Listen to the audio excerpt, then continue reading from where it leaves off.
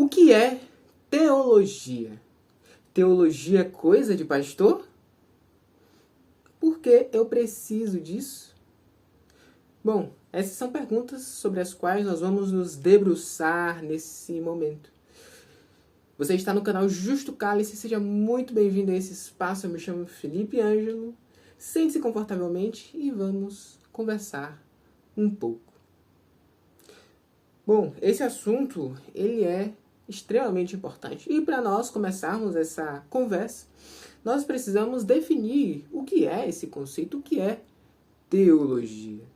Bom, segundo o dicionário Dício, o dicionário online de português, teologia é um substantivo feminino e tem como definição primeira, ciência ou estudo que se dedica a Deus, às suas características, às suas particularidades e às suas relações estabelecidas com o universo e com o homem. Segunda definição, reunião das normas e princípios que regem uma religião, doutrina. Terceira definição, religião dos dogmas religiosos. Quarta definição, modo próprio de abordar as questões religiosas. E quinta definição, que é por extensão, curso acadêmico sobre os estudos teológicos. Ele cursava teologia. Bom, então aqui nós podemos perceber que existe pelo menos assim 3 acepções gerais, desse termo, dessa palavra. Então, o primeiro é esse estudo a respeito da pessoa de Deus, de suas características e de sua vontade. Uma segunda acepção é a derivação que se faz desse estudo, Então, a partir disso, você vai ter um determinado entendimento, você vai criar doutrinas, regras, uma ética, uma moral que se baseiam nesse entendimento que se obteve. E, em um terceiro sentido, você tem ali o próprio curso, onde se faz mais ou menos essas 2 outras coisas que foram relatadas anteriormente. E nessa tentativa de se escrutinar o fenômeno Deus, existe aí uma diversidade de formas de se aproximar desse método, Porque a gente tem diversas formas, diversas religiões que se apresentam no mundo. E cada uma dessas religiões não necessariamente vai se utilizar da teologia da mesma forma e vai encarar a teologia com as mesmíssimas ênfases, com os mesmíssimos propósitos, enfim, porque isso depende da forma como ela se apresenta. Então a gente tem, por exemplo, as 5 grandes religiões do mundo. Nós temos o cristianismo com cerca de 2,4 bilhões de praticantes, o islamismo com cerca de 1,9 bilhão de praticantes, o hinduísmo com cerca de 1,2 bilhão de praticantes, o budismo com cerca de 520 milhões de praticantes e o sikhismo com cerca de 30 milhões de praticantes. E isso tudo de acordo com o site aqui, Brasil Escola, em um de seus artigos. Então, cada religião ela apresenta determinados pressupostos que dependem e vão definir a forma como essa religião trata e trabalha a teologia. Mas uma verdade é que não necessariamente você precisa ser religioso para fazer teologia. Você pode fazer teologia sendo ateu. E existem muitos teólogos que são ateus. Não acreditam em Deus, mas que se dedicam a esse estudo, a determinados fenômenos, partindo da premissa de que um determinado texto é válido ou não, para dialogar com esses grupos que são religiosos. Enfim, em certos sentidos é um pouco parecido com a antropologia, mas tem as suas diferenças. Na verdade, são diferenças bem profundas entre as 2 áreas. Mas assim, em especial as religiões do livro, elas são religiões que lidam com a teologia sobre um determinado aspecto, Afinal, o que são as religiões do livro, primeiramente, né? Você tem no Alcorão ali uma missão, né? Tanto ao cristianismo quanto ao judaísmo, nesse sentido, as religiões que são as religiões do livro. Mas depois o próprio islamismo ele vai ser enquadrado nessas religiões do livro. Afinal, tanto o islamismo, o cristianismo e o judaísmo, eles são religiões que se baseiam profundamente em livros, né? Livros que são considerados inspirados ou foram revelados por Deus. E uma vez que isso acontece, existe aí um fenômeno, né, que é a tentativa, a busca por compreender de forma mais profunda esses livros, né, já que essas pessoas, de cada uma dessas tradições religiosas, entendem que esses textos eles são muito preciosos e contêm mensagens de Deus para cada uma das pessoas desse mundo. E é utilizada a sistematização para que esses textos eles possam ser entendidos como um todo e assim verdades que muitas vezes não estão tão aparentes, né, em um único texto ou que não são ênfases de um texto específico, né, mas que nos diversos textos talvez você possa tirar informações, né, a respeito de uma determinada realidade espiritual que, se você não tivesse feito essa sistematização dos textos revelados, você não conseguiria chegar assim tão facilmente a essa verdade. E essa é uma postura assim profundamente dessas religiões do livro, né, e especialmente profundamente cristã, judaico-cristã, por conta desses aspectos. Outras religiões que talvez não tenham o livro como uma coisa assim tão central, não façam tanta questão assim de sistematizarem aquilo em que acreditam. Então, talvez você tenha a tradição oral, ou então conhecimento dos anciãos que ainda estão vivos, ou simplesmente o contato direto com o mundo espiritual, sem passar por uma intermediação com livros. Essas outras coisas podem ser mais valorizadas do que essa disciplina teológica, essa sistematização. E aqui é interessante notar, né, que apesar de eu estar falando de sistematização aqui, eu falo a respeito da teologia como um todo, né? Dentro da teologia existem duas formas um pouco distintas, mas que se conversam de encarar o texto, né? E aqui agora eu vou começar a falar especificamente do texto bíblico, da Bíblia, Antigo e Novo Testamento, onde você tem a teologia bíblica e você tem a teologia sistemática. E qual seria mais ou menos a diferença, né, de cada uma delas? A teologia bíblica ela se dedica a entender ali o contexto dos autores, o que os autores queriam dizer quando eles estavam escrevendo, qual era a mentalidade do autor a respeito daquilo que ele estava escrevendo, né, e como isso vai acontecendo ao longo da história, autor após autor. Então essa, de forma bem resumida, é a teologia bíblica. Enquanto que a teologia sistemática, a partir do momento que ela entende que todos esses textos sagrados, toda a Bíblia, ela é revelada por Deus, né? E possui, apesar dos seus diferentes autores, possui um grande autor de fundo, né? Que inspira cada um desses autores. A partir disso, nós entendemos que existe uma harmonia, um todo, um conjunto de uma harmonia entre todos esses textos, né? E isso nos permite fazer com que determinadas verdades que foram dadas em um texto possam ser harmonizadas ou avaliadas sob a ótica de outros textos de outros lugares da Bíblia. Então, a teologia sistemática ela nos ajuda a entender esses tópicos, né, determinados temas sobre os quais nós queremos nos debruçar, mas que não necessariamente poderiam ser o foco de um autor, mesmo que fossem, talvez não fosse o foco de todos os autores. Mas aí quando você reúne tudo que todos os autores falaram sobre aquilo, o seu entendimento fica muito mais embasado, está muito mais aprofundado. E isso, né, para que serve tudo isso?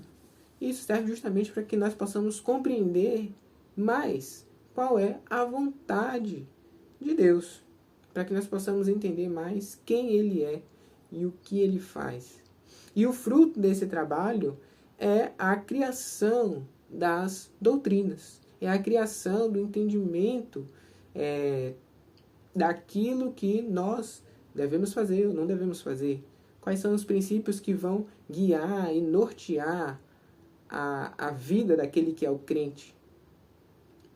Então, só nisso aí você percebe que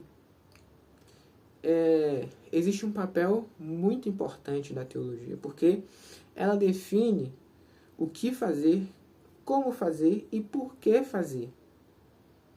E também ela define o que pensar, como pensar e por que pensar.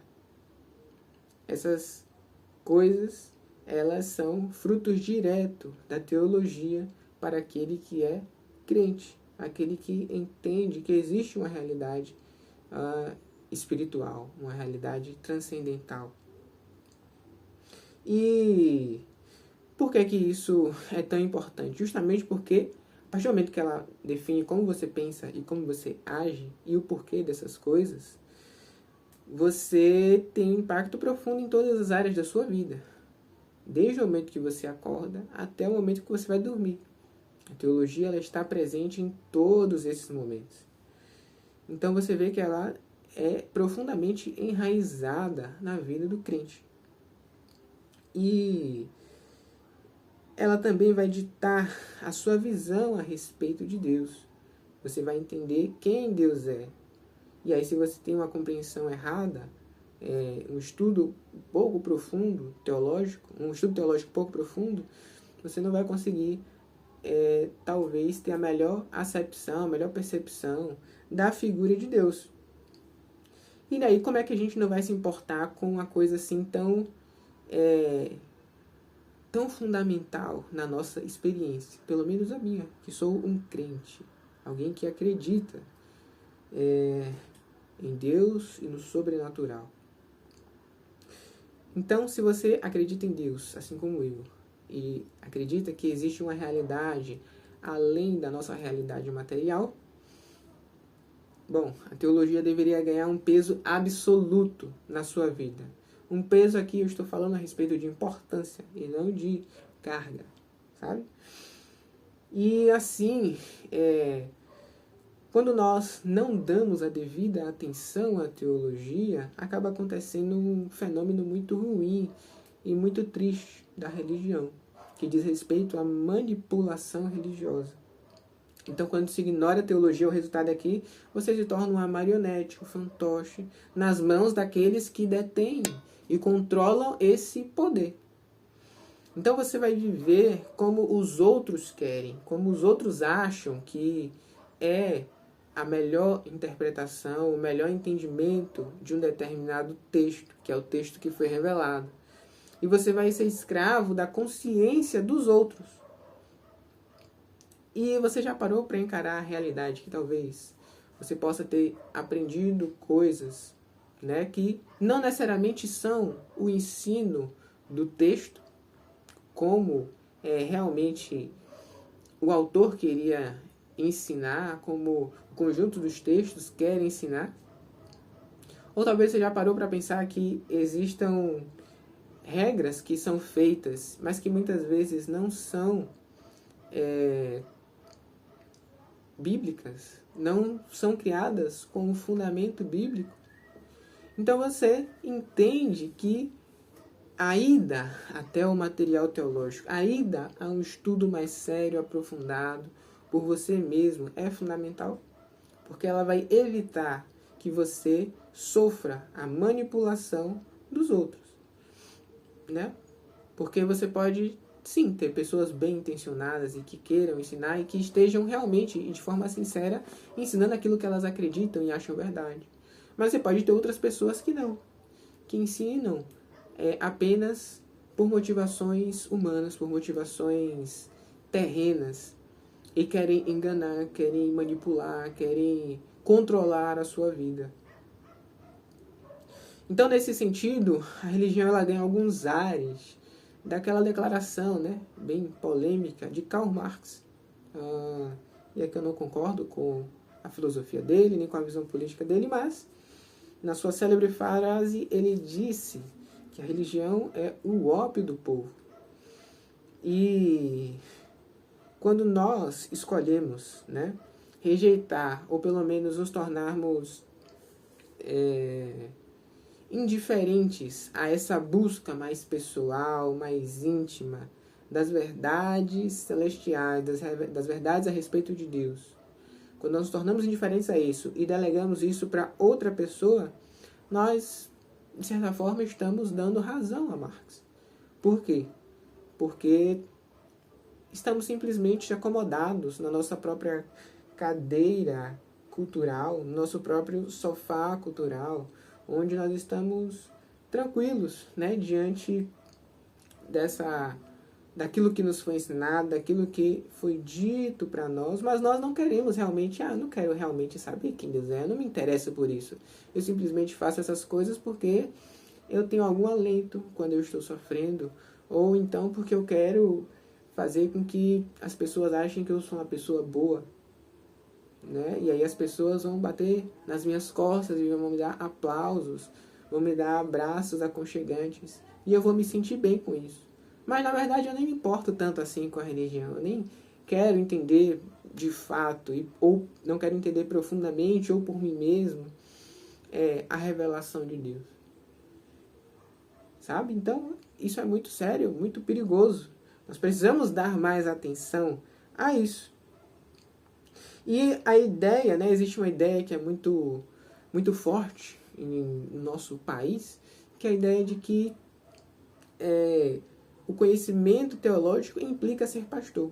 Né? Se você tem um pouquinho de conhecimento a mais, você quase que já é obrigado, você já meio que recebeu o chamado para ser um pastor, quando na verdade, quando isso não necessariamente é verdade.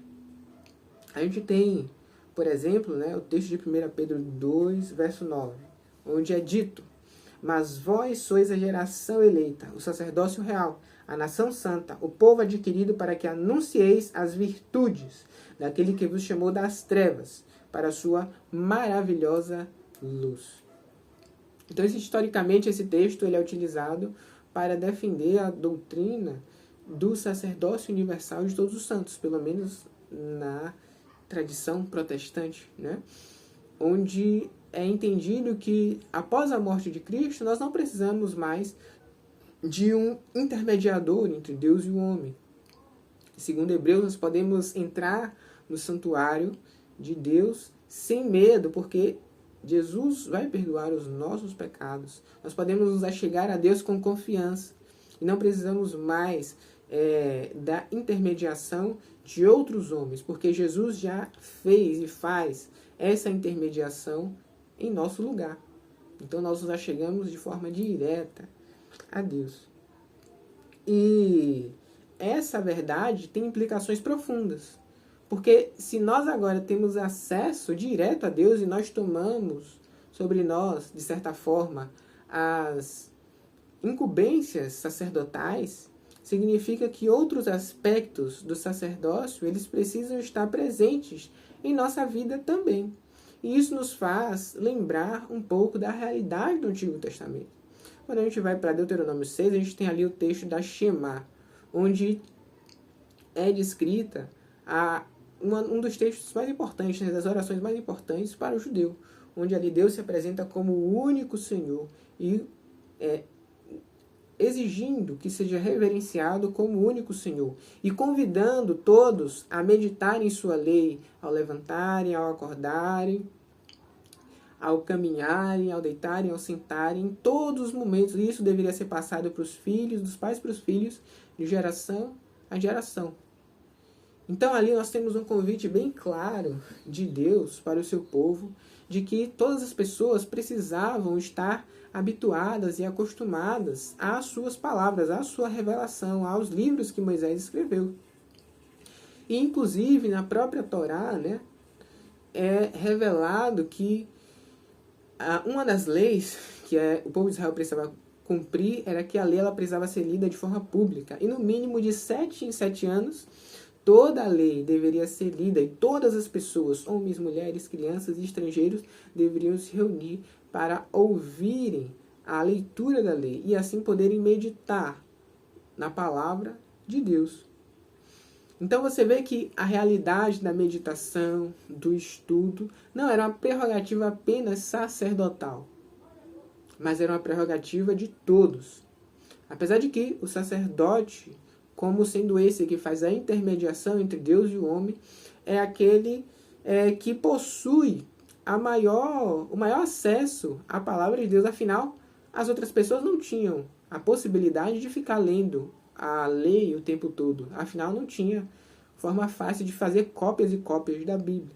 Apenas os sacerdotes, os escribas, eles tinham acesso à Bíblia, né, os livros sagrados da época. E aí sim eles podiam estar muitas vezes, né, consultando ali os textos, estudando. Então, obviamente, o conhecimento deles era maior. Mas, após a vinda de Jesus, essa realidade ela é intensificada. E como todas as pessoas, elas agora também fazem parte desse sacerdócio, isso nos mostra que há uma necessidade de que todos busquem ainda mais a revelação de Deus, estudem ainda mais a revelação que Deus forneceu por meio dos textos sagrados. Quando a gente vai, e mesmo no Antigo Testamento, a gente percebe isso, né? Em Josué 1:8, Deus ele está falando com Josué, encorajando ele, e ele diz: não se aparte da tua boca o livro desta lei, antes medita nele dia e noite, para que tenhas cuidado de fazer conforme tudo quanto nele está escrito. Porque então farás prosperar o teu caminho, e então prudentemente te conduzirás. Então aqui a gente tem essas palavras, né, para Josué, que era um líder, alguém que ia estar comandando a nação de Israel, para que ele se mantivesse perto e próximo às leis e os mandamentos do Senhor. Mas isso é repetido não só para Josué, que é um grande líder, o maior líder depois que Moisés saiu e morreu, né? Mas você tem no Salmo 1, verso 2, dizendo: antes tem o seu prazer na lei do Senhor, e na sua lei medita de dia e de noite. Aqui o salmista ele está falando que bem-aventurados são aqueles que se desviam do mal, né? Mas que antes o prazer deles está na lei do Senhor, e meditar nela dia e noite. Então, de certa forma, o salmista ele pega essa figura, essa imagem do conselho de Deus para Josué, e ele aplica para aquele que é bem-aventurado, aquele que é feliz, aquele que é justo, aquele que se afasta do mal. Então você vê que tanto no Antigo Testamento como no Novo existe uma necessidade, um dever, até uma ordem de todos buscarem mais, se aprofundarem mais na palavra de Deus. E existem exemplos, né, disso na minha própria cotidiana, dessa realidade, né, de às vezes muitas pessoas acharem que a teologia é algo simplesmente para o pastor, quando na verdade não é. Então, por exemplo, desde jovem, né, mais jovem, eu tenho pregado nas igrejas. E muitas vezes quando eu pregava, né, durante a minha adolescência, algumas pessoas diziam: olha, que bom, né, por que você não vira pastor e tal? Você tem o dom para ser pastor, né, você tem o chamado, não sei o quê. E em outra ocasião, você tem um belo dia onde eu estava indo numa livraria, né, religiosa, e ali eu estava comprando alguns livros e tal. Eu tinha menos de 18 anos. E nisso, uma pessoa, né, uma das pessoas, acho que até era uma atendente, uma trabalhadora ali. E aí ela me pergunta, né: olha, você está estudando teologia, está no seminário e tal? Aí eu falei: não, né? Eu fiquei meio confuso assim naquela hora, mas não. Mas, na verdade, ela estava me perguntando aquilo porque eu estava comprando livros, né? Livros de cunho teológico. E aí qual é a ideia? Se você está buscando isso, é porque você quer ser pastor, porque você quer ser um obreiro, alguém que tem a formalidade do ministério pastoral. E isso é muito ruim, isso é muito triste, porque essa não deveria ser a nossa mentalidade. A nossa mentalidade deveria ser de que todas as pessoas precisam se aprofundar mais na teologia. Significa que eu sei todas as coisas? Não. Obviamente não. E nunca vou saber. Mas significa que a gente precisa, pelo menos, ter a noção e a consciência de que é necessário. E a gente precisa ter um impulso para que a gente busque mais essas coisas, né? Porque apenas a leitura da Bíblia para nós, pessoas do século XXI, completamente distantes do texto bíblico, da cultura do texto bíblico, da língua do texto bíblico, a teologia é indispensável. Não tem como você entender o texto bíblico sem passar pelo conhecimento teológico, histórico, arqueológico, linguístico e até mesmo filosófico. É claro que Deus ele pode se revelar para pessoas em sua simplicidade, mas essas pessoas não vão adquirir a profundidade daquilo que Deus quer para elas. E essa mentalidade ela reflete um pouco da pobreza intelectual que nós temos aqui no nosso país, o que é muito triste. Então, como a maioria não sabe muito, quando alguém sabe um pouquinho, parece que essa pessoa já sabe, nossa, grandes coisas, né? Mas, na verdade, não. E aí a pessoa é automaticamente empurrada, né, para o campo pastoral. E aí vem todas as perguntas que a gente já fez aqui. E a pessoa, na verdade, pode nem mesmo ter recebido um chamado de Deus, né, para ser, de fato, um pastor. Mas, como ela foi empurrada para isso, talvez ela esteja indo para esse caminho, mas que, não necessariamente, ela recebeu o chamado. E acontece de várias pessoas irem, talvez para o seminário e tal, com essa mentalidade que foram chamadas, mas quando elas veem a obra, né, o ministério, elas não se saem tão bem, ou não gostam muito daquilo, não conseguem lidar com aquela realidade nova. E aí talvez fosse muito melhor eles terem se dedicado a alguma atividade comum do dia a dia, e eles conseguiriam abençoar muito mais pessoas a partir da influência deles como bons cristãos. Enfim, para nós concluirmos, vamos relembrar aqui alguns pontos, né? E enfatizar a questão teológica como algo fundamental, como algo importante, como algo necessário. E a teologia ela vai nos dar acesso pessoal à revelação de Deus. Nós não vamos ser subjugados pela consciência alheia. Nós vamos ter uma meditação própria. Nós vamos ter um critério para julgar o que o outro fala. E até isso é muito importante, né? Com isso aqui, tudo que nós conversamos hoje, eu não quis dizer que agora você não vai ouvir ninguém, agora você é o dono da verdade, ou você só vai ler a Bíblia e vai tirar a sua própria conclusão. Não é isso. A questão é que, a partir do estudo da teologia, você vai ter ferramentas, você vai ter background, você vai ter bagagem para poder avaliar melhor os diferentes entendimentos a respeito da pessoa de Deus, de sua vontade e do seu querer para nossas vidas. A teologia ela vai te dar liberdade de consciência. E é muito importante a gente lembrar que isso é um dever cristão. Você não vai estar sobre a tutela do outro. E isso vai te dar critérios sólidos, principalmente se você é alguém protestante, né? Ela vai te dar um critério sólido para ter uma fé cada vez mais sola escritura. Porque você vai perceber aquilo que está fugindo dos padrões bíblicos de verdade e revelação. Bom, foi um prazer refletir contigo. Você está no canal Justo Cálice. Esse espaço está sempre de portas abertas para recebê-lo. Eu me chamo Felipe Ângelo e nós nos veremos em breve. Mas se você quer assistir a um outro conteúdo, nós temos 2 vídeos que falam a respeito da importância da linguagem para esse estudo, né? E na verdade o estudo em vários aspectos, não apenas teológico. Então aqui nós temos um vídeo que fala sobre algumas questões técnicas a respeito da teologia, e no segundo vídeo nós temos da teologia não, da linguagem, perdão. E no segundo vídeo nós temos como essa questão da linguagem influencia profundamente a nossa percepção teológica. Beleza? Então é isso aí. Valeu. Falou.